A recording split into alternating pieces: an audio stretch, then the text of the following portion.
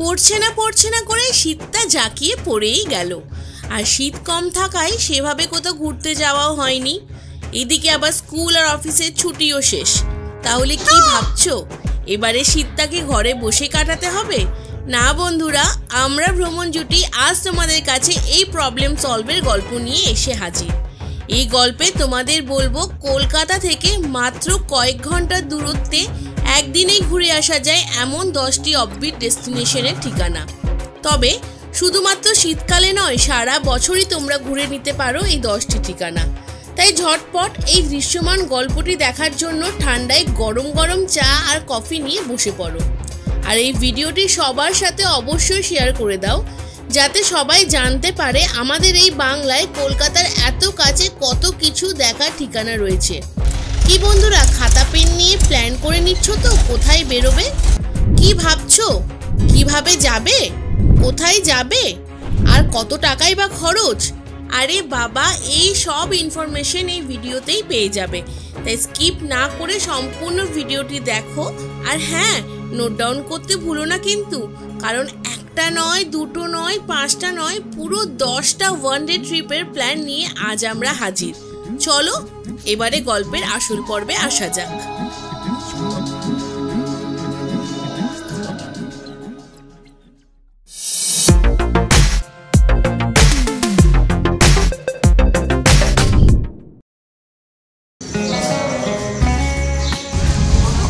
হ্যাঁ বন্ধুরা, আমরা ভোর 4:20 ট্রেন ধরেছিলাম, কারণ হাতে মাত্র একটা দিন আর আমাদের অনেক কটা জায়গা ঘুরে দেখতে হবে।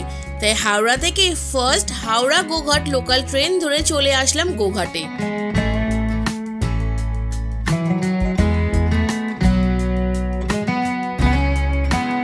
আমরা আগের থেকেই অটো বুক করে রেখেছিলাম। তোমরা স্টেশনে নেমেও প্রচুর অটো বা টোটো পেয়ে যাবে, একটু দর কষাকষি করে নিও। প্রথমেই আমরা ঘুরে দেখব শ্রী শ্রী রামকৃষ্ণ পরমহংসদেবের জন্মভিটে কামারপুকুর। আর ঐতিহাসিক পুকুরের নামকরণেই এই জায়গাটির নাম হয়েছে কামারপুকুর। ভাবলেও অবাক লাগে, একজন মহাপুরুষের জন্মস্থান, তার পাঠশালা, তার হেঁটে চলার যে রাস্তা আছে, আজ আমরা এসে দাঁড়িয়ে সেখানেই। কতটাই না স্মৃতি রয়েছে এই জায়গা জুড়ে।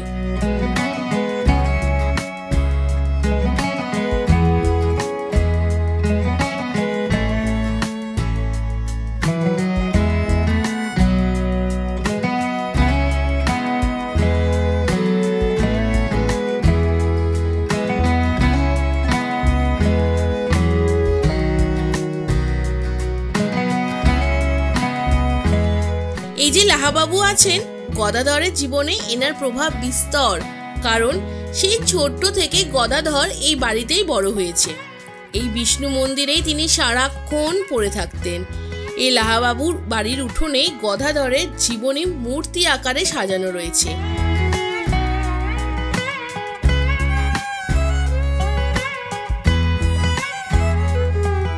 রামকৃষ্ণ মঠের ঠিক উল্টো দিকে রয়েছে হালদার পুকুর।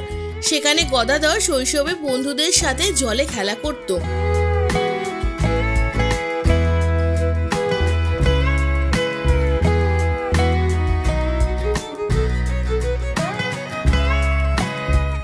এই রামকৃষ্ণ মঠে রয়েছে ঠাকুরের নিজের হাতের লাগানো প্রায় 170 বছরের পুরনো সুবিশাল আম গাছ।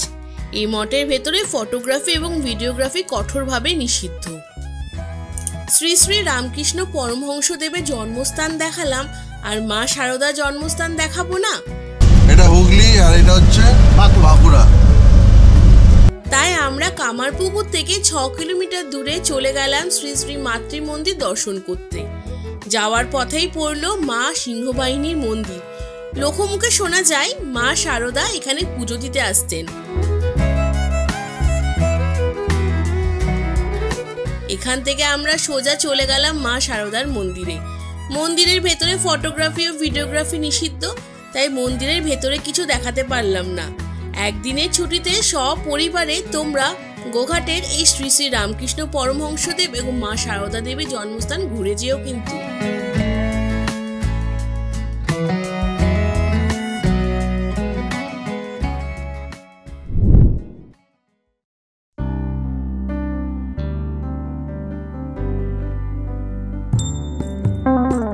হাওড়া থেকে দীঘা এবং হলদিয়াগামী যে কোনো লোকাল ট্রেন ধরে তোমরা শহীদ মাতঙ্গিনী অথবা তমলুক স্টেশনে নেমে একটা টোটো ভাড়া করে প্রথমেই চলে এসো তমলুক রাজবাড়ি।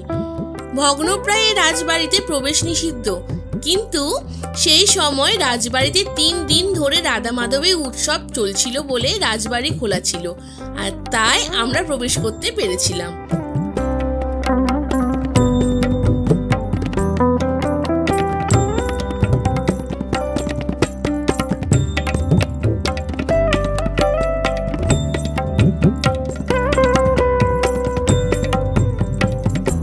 তমলুক রাজবাড়ি দেখে তোমরা চলে যেতে পারো 51 সতীপীঠের একটি অন্যতম সতীপীঠ বর্গভীমা মায়ের মন্দির।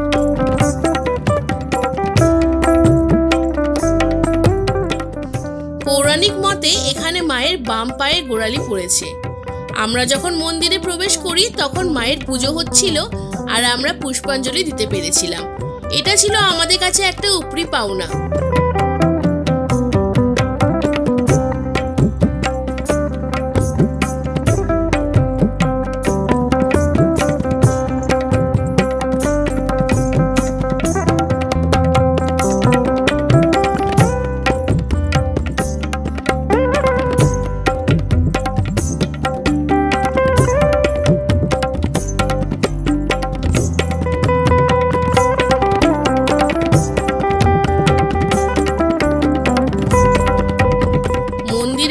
অনেকক্ষণ সময় কাটিয়ে চলে গেলাম ট্রেন ধরে তমলুক থেকে সতীশ সামন্ত হল্টে।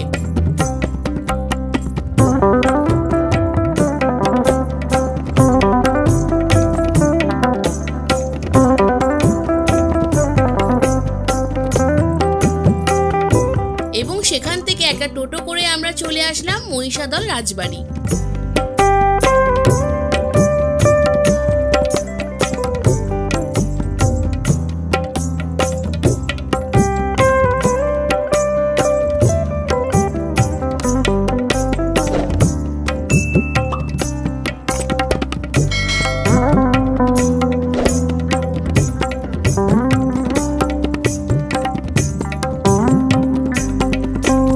একদিনের ট্রিপে 2টো রাজবাড়ি আর একটি সতীপীঠ তোমরা সহজেই ঘুরে আসতে পারো।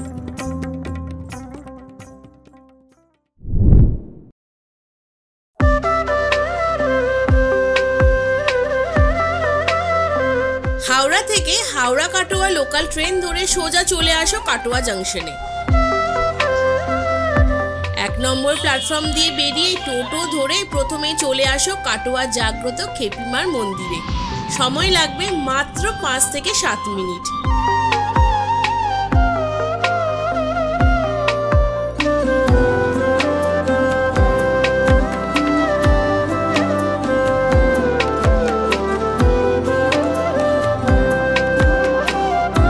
বছরের একমাত্র এই কালী পুজোতেই মাকে পূর্ণরূপে পুজো করা হয়, বাকি সময় কাঠামো পুজো হয়।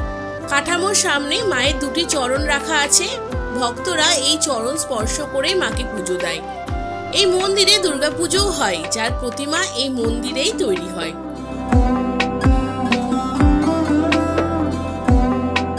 খেপিমার মন্দির থেকে 2 পা এগোলেই রয়েছে গৌরাঙ্গ বাড়ি। এটি একটি দীক্ষাস্থল। এই গাছতলাতেই মধুনাপিত শ্রী চৈতন্য মহাপ্রভুর মস্তক মুন্ডন করেছিলেন। শ্রী চৈতন্য মহাপ্রভু এখানে গুরু কেশব ভারতীর কাছে দীক্ষিত হন। তার নাম হয় শ্রীকৃষ্ণ চৈতন্য গিরি।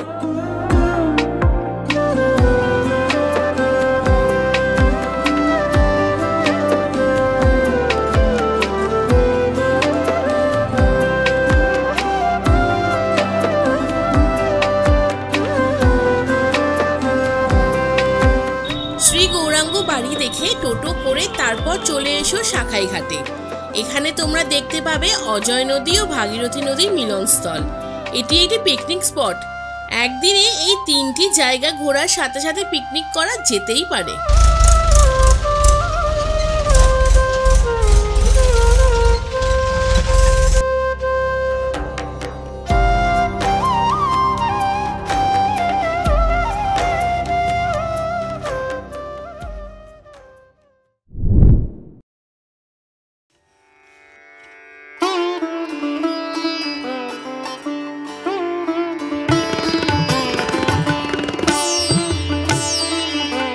হাওড়া থেকে মেদিনীপুরগামী যে কোনো লোকাল ট্রেন ধরে চলে আসো দেউলটি। স্টেশন থেকে বেরিয়ে হাঁটা পথে দেউলটি ক্রসিংয়ের কাছে টোটো স্ট্যান্ডে চলে এসো। সেখান থেকে টোটো করেই চলে আসবে কথাশিল্পী শরৎচন্দ্র চট্টোপাধ্যায়ের বাড়ি।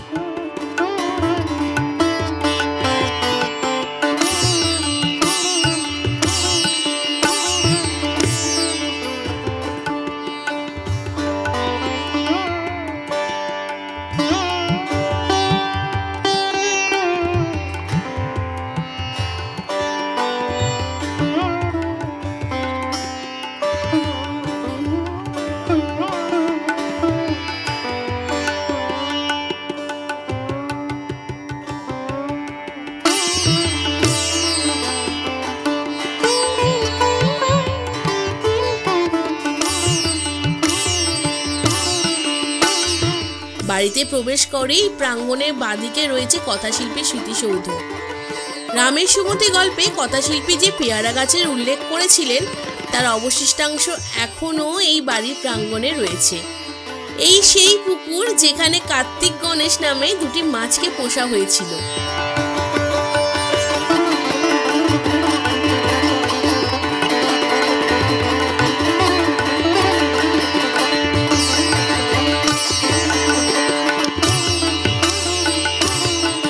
বাড়ির পাশেই বয়ে চলেছে রূপনারায়ণ নদী।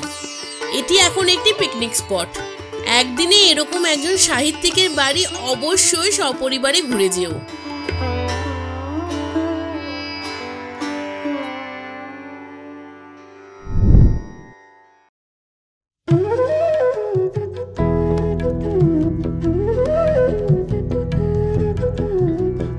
হাওড়া থেকে আরামবাগ বা গোঘাট লোকাল ধরে প্রথমেই চলে এসো আরামবাগে। সেখান থেকে হেঁটে বা টোটো করে চলে এসো বাস স্ট্যান্ডে। সেখান থেকে রামনগরগামী যে কোনো বাস করে চলে এসো রামনগর বাস স্ট্যান্ডে এবং সেখান থেকে টোটো করে চলে এসো খানাকুলে। সেখানেই তোমরা পেয়ে যাবে ঘণ্টেশ্বর শিব মন্দির এবং 51 সতীপীঠের এক পীঠ মা রত্নাবলীর মন্দির। আমরা যখন গেছিলাম তখন প্রচণ্ড গরম ছিল। মন্দিরের নাট মন্দিরে বসে আমরা অনেকক্ষণ রেস্ট নিয়েছিলাম।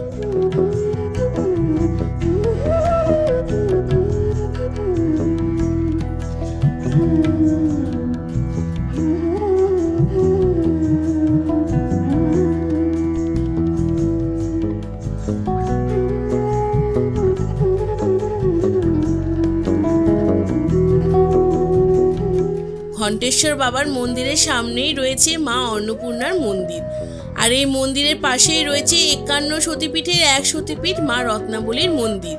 এখানে মায়ের বাম স্কন্দ পড়েছিল। 51 সতীপীঠের মধ্যে 14টি সতীপীঠই আমাদের পশ্চিমবঙ্গে রয়েছে। বন্ধুরা, আজ তাহলে একটা অ্যানাউন্সমেন্ট করেই ফেলি। খুব তাড়াতাড়ি এই 14টি সতীপীঠের একত্রিত ভিডিও নিয়ে ভ্রমণ জুটি চলে আসবে তোমাদের কাছে। সঙ্গে থেকো তোমরা, আশা করছি তোমাদের খুব ভালো লাগবে।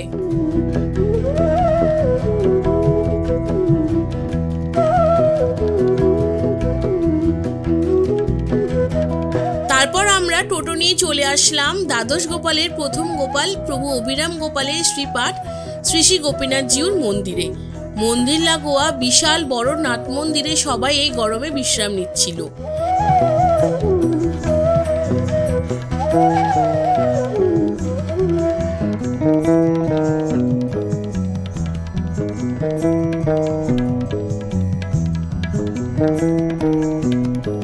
এখানে দর্শনার্থীদের সম্পূর্ণ বিনামূল্যে ভোগ প্রসাদ বিতরণ করা হয়। একদিনের ট্যুর হিসাবে তোমরা এই আরামবাগকে লিস্টে রাখতেই পারো।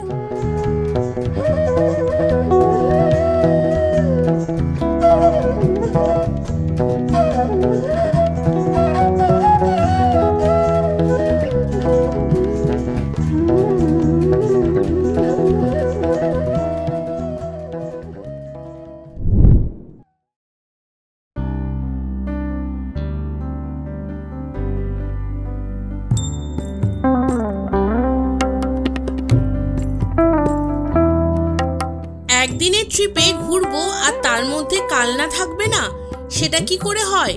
তাই বেরিয়ে পড়লাম ভোরবেলা হাওড়া কাটোয়া লোকাল ধরে কালনার উদ্দেশ্যে।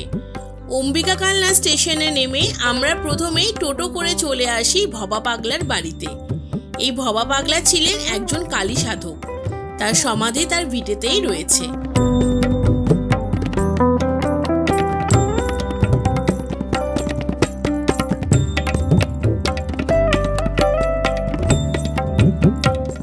তারপর আমরা সেখান থেকে বেরিয়ে পড়ি শ্রী শ্রী মহাপ্রভুর ঝলক দর্শনে। ভেতরে ফটোগ্রাফি এবং ভিডিওগ্রাফি সম্পূর্ণভাবে নিষিদ্ধ।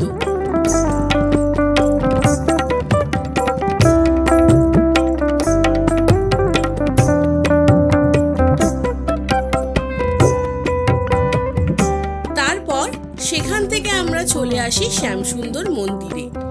এই স্থানেই শ্রী নিত্যানন্দ মহাপ্রভুর বিবাহ সম্পূর্ণ হয়েছিল।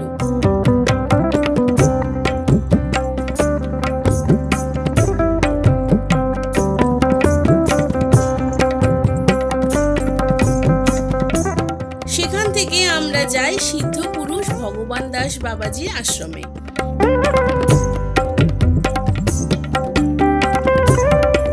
এখানেই রয়েছে সেই বিখ্যাত পাতাল গঙ্গা।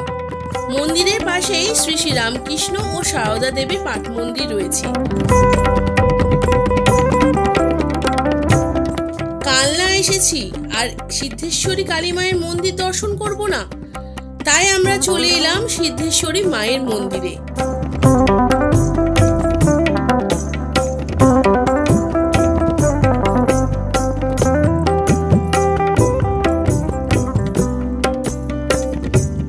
দর্শন করে পুজো দিয়ে আমরা চলে আসি পশ্চিমবঙ্গ তথা ভারতের দুটি 108 শিব মন্দিরের মধ্যে একটি মন্দির, যা কালনায় অবস্থিত। এই স্থানটি নবকৈলাস মন্দির বা 108 শিব মন্দির নামেও পরিচিত। শিব মন্দিরের ঠিক উল্টো দিকেই রয়েছে কালনা রাজবাড়ির মন্দির কমপ্লেক্স। প্রাচীন যুগের মন্দিরে যে কলা কৌশল রয়েছে তা পুরোটাই এখানকার মন্দিরের দেওয়ালে দেখা যায়। এখানে খুব বড় করে রাস উৎসব পালন করা হয় এবং লোকমুখে শোনা যায় দেশের নানান প্রান্ত থেকে ভক্তরা এবং পর্যটকরা এই সময় এখানে এসে ভিড় করেন। পুরো রাজবাড়ি কমপ্লেক্স ঘুরতে সময় লাগলো প্রায় 2 ঘন্টার মতো। পুরো সকাল থেকে বিকেলের ট্যুর প্ল্যানের জন্য এই মন্দির নগরী কালনা পারফেক্ট। বন্ধুরা, কালনা সহ বাকি 9টা প্লেসের ডিটেলস ইনফরমেশন ফুল ভিডিও হিসাবে আমাদের চ্যানেলে অলরেডি রয়েছে। সব ভিডিওর লিংক ডেসক্রিপশনে দিয়ে দিলাম, চাইলে দেখে নিতে পারো।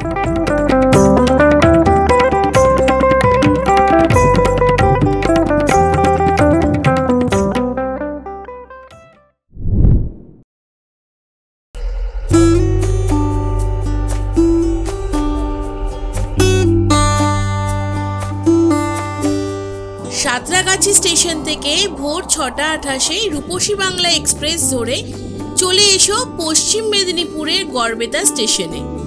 এখান থেকে একটা টোটো ভাড়া করে চলে এসো গনগনি। আমরা গোঘাট ট্যুরে এই গনগনি ঘুরেছিলাম, তাই আমরা গোঘাট মোড় থেকেই 2টো বাস চেঞ্জ করে ও একটি টোটো ধরে গনগনি এসেছিলাম। ভারতের একমাত্র গ্র্যান্ড ক্যানিয়ন রয়েছে এই গড়বেতাতেই, যা কলকাতা থেকে মাত্র 180 কিলোমিটার দূরে। গেরুয়া ও লাল মাটির এক অপূর্ব দৃশ্য যা তোমাদেরকে অবাক করবেই। 70 ফুট গভীর গিরিখাতের পাশ দিয়ে বয়ে চলেছে শান্ত শিলাবতী নদী।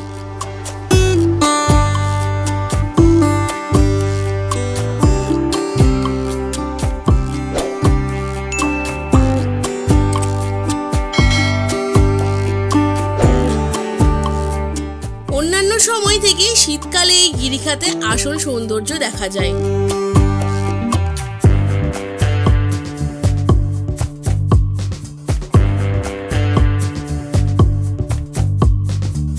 এখানেই রয়েছে ভারতের একমাত্র উত্তরমুখী মন্দির, সর্বমঙ্গলা মায়ের মন্দির। সাধারণত আমরা দেখি মন্দিরের মুখ দক্ষিণ বা পশ্চিম দিকে থাকে, একমাত্র এই 1000 বছর পুরনো মন্দিরটি ব্যতিক্রম।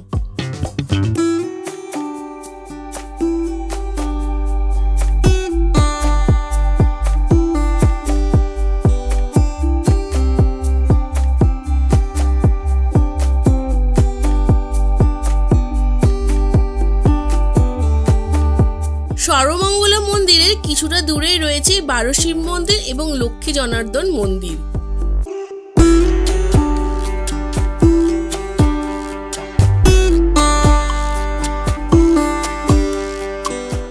আর উপরি পাওনা আমলাগোড়া ফরেস্টের মধ্য দিয়ে টোটো করে জার্নি।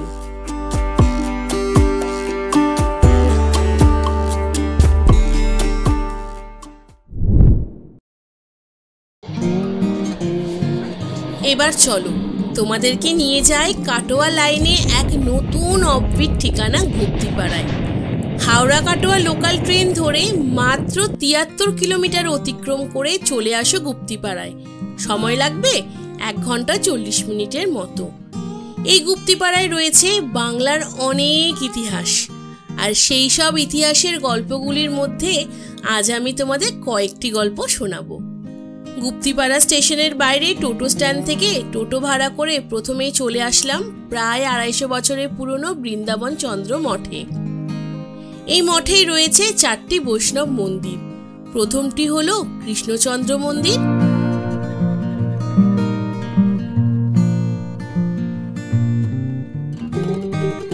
দ্বিতীয়টি জোর বাংলা মন্দির বা চৈতন্য মন্দির,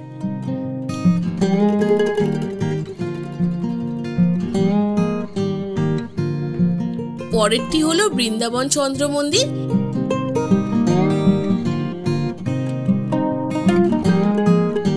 এবং শেষটি হলো রামচন্দ্র মন্দির। এই বৃন্দাবন চন্দ্র মন্দিরের গায়ে রং বেরঙের নকশা আঁকা রয়েছে।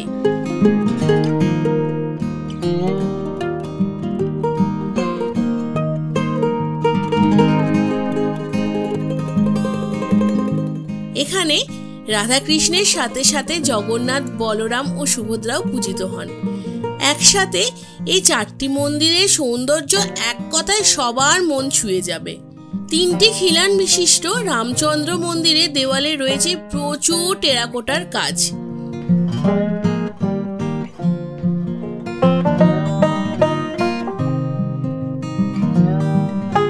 এখানে 3টি বড় মন্দিরই 3 খিলান বিশিষ্ট।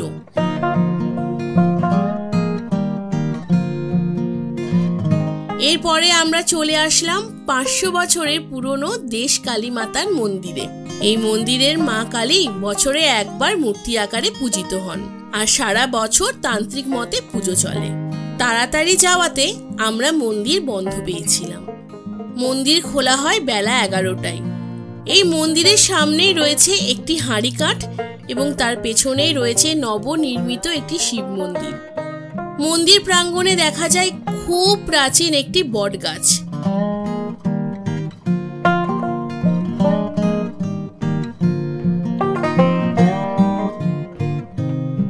এই মন্দির দেখে আমরা চলে এলাম পশ্চিমবঙ্গের প্রথম আয়োজিত বিন্দুবাসিনী বারোয়ারি পূজা সমিতিতে। 12 জন মিলে প্রথম জগদ্ধাত্রী পূজা করেছিল স্থানীয় রাজার বিরুদ্ধে গিয়ে, আর সেই থেকেই এই পূজার নাম হয় বিন্দুবাসিনী বারোয়ারি পূজা। এরপর আমরা চলে এলাম গুপ্তিপাড়ার ফেরিঘাট। শান্তিপুর রাসের সময় এই ঘাট ব্যবহার করে হুগলিবাসীরা শান্তিপুর যায় রাস উৎসব যাপন করতে। শান্তিপুর রাসযাত্রা আমাদের চ্যানেলে ভিডিও রয়েছে, চাইলে তোমরা দেখে নিতে পারো, লিংক ডেসক্রিপশনে দিয়ে দিলাম।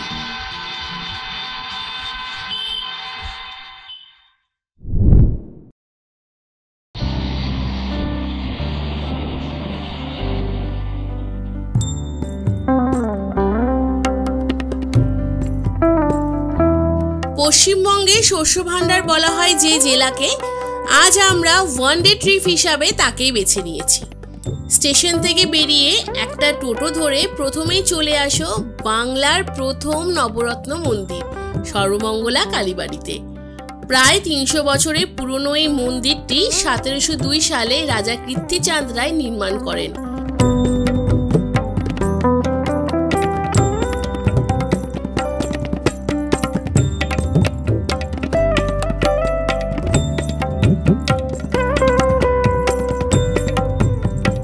এই মন্দিরের ভেতর ও বাইরে মিলিয়ে মোট 5টি শিব মন্দির এবং 2টি বড় নাট মন্দির রয়েছে।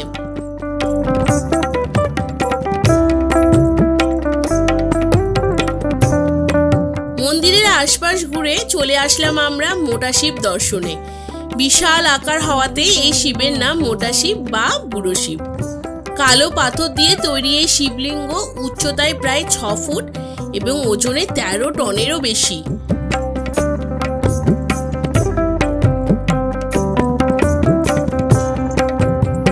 সেখান থেকে আমরা চলে যাই পশ্চিমবঙ্গ তথা ভারতের দুটি 108 শিব মন্দিরের মধ্যে, যেটি বর্ধমানে নবাবহাটে আছে, সেই শিব মন্দিরে।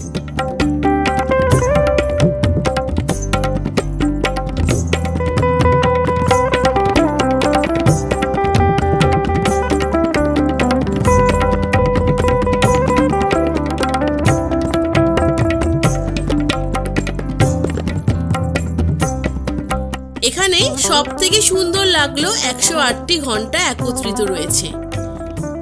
এখান থেকে আমরা চলে আসি 500 বছরের পুরনো পীর বাহরামের মাজারে।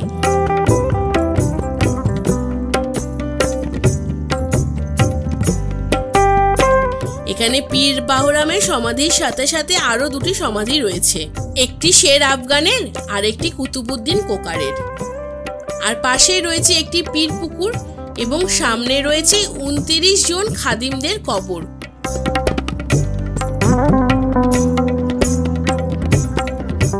এর ফাঁকে তোমরা বর্ধমান রাজবাড়িও ঘুরে দেখে নিতে পারো। সেখান থেকে আমরা চলে যাই বাচ্চা থেকে বুড়ো সবার প্রিয় বর্ধমান জুলজিক্যাল পার্কে। এখানকার প্রবেশ মূল্য মাথাপিছু 20 টাকা। একদিনের ছুটিতে বর্ধমান ট্রিপ তোমাদের সবার ভালো লাগবে।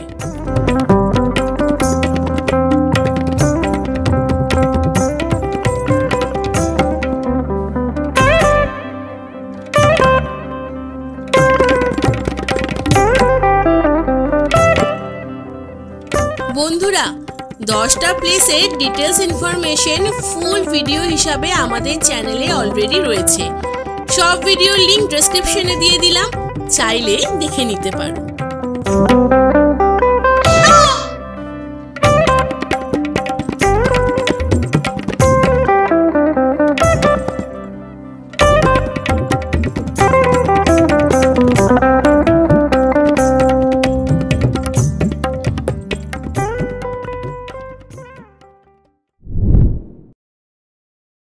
নদিয়ার মায়াপুর, এই নামটি শুনলেই প্রথমেই মনে পড়ে ইসকন মন্দিরের কথা। বর্তমানে এখানেই গড়ে উঠেছে পৃথিবীর সর্ববৃহৎ ইসকন মন্দির। শিয়ালদা থেকে কৃষ্ণনগরগামী যে কোনো লোকাল ট্রেন ধরে কৃষ্ণনগর নেমে অটো করে এসে ফেরিঘাট পার করে এই মায়াপুর ধামে আসা যায়, অথবা হাওড়া থেকে হাওড়া কাটোয়া লোকাল ট্রেন ধরে নবদ্বীপ ধাম নেমে ফেরিঘাট করে মায়াপুর আসা যায়। আর এই ফেরি পথেই তোমরা দেখতে পাবে ভাগীরথী ও জলঙ্গি নদীর দুই বর্ণের জলের এক অদ্ভুত অথচ আশ্চর্য মিলনস্থল। কলকাতা থেকে একদিনের ট্রিপের জন্য এই মায়াপুর ধামটি অনবদ্য।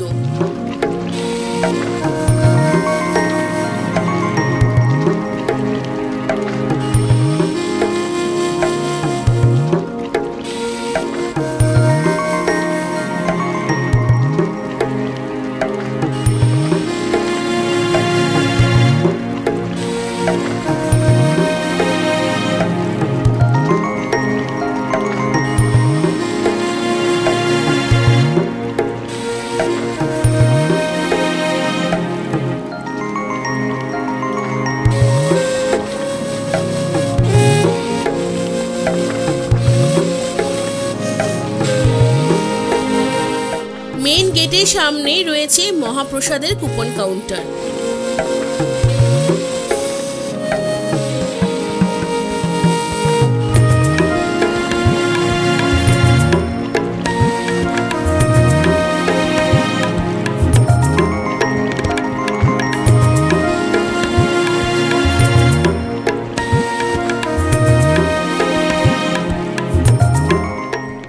কেটে বাইরে টোটো স্ট্যান্ড থেকে টোটো নিয়ে তোমরা দেখে নাও এখানকার বেশ কয়েকটি সাইট সিন। চাঁদকাজির সমাধি, বল্লাল ঢিপি, শ্যামকুণ্ড, রাধাকুণ্ড, শ্রী শ্রীবাস অঙ্গন আর চৈতন্য মহাপ্রভুর জন্মস্থান।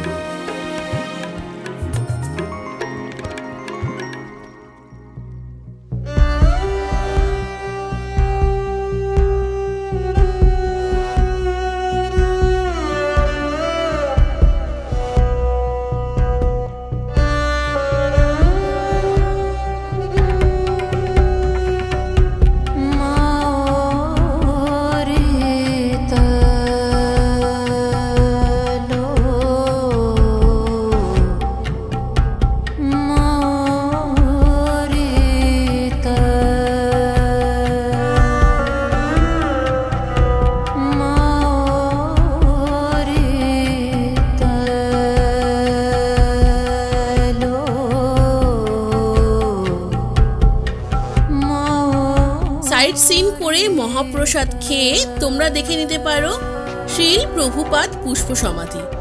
মন্দিরের বাইরে রয়েছে অনেক কোটি গিফটের দোকান, সেখান থেকে বাড়ির সবার জন্য গিফট কিনে নিয়ে যেতে পারো। কলকাতা থেকে একদিনে ঘোরা যায় 10টি ঠিকানার মধ্যে এটিই ছিল আমাদের শেষ ঠিকানা।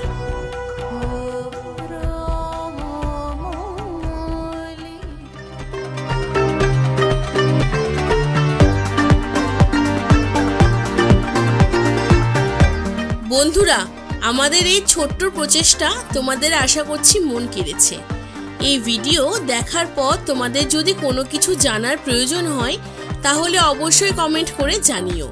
আর এটাও জানিও এই ভিডিওটি তোমাদের কেমন লাগলো। তার সাথে সাথে অবশ্যই আমাদের চ্যানেলটিকে সাবস্ক্রাইব করে নিও এবং পরিবারের সবার সাথে শেয়ার করে নিও, কারণ এরকম ভিডিও আমাদের এই ভ্রমণ জুটি চ্যানেলে তোমাদের রিকোয়েস্টে আসতেই থাকবে। আজ তাহলে এই পর্যন্তই, খুব তাড়াতাড়ি দেখা হবে পরের ভিডিওতে। আজ তাহলে tata, have a good day.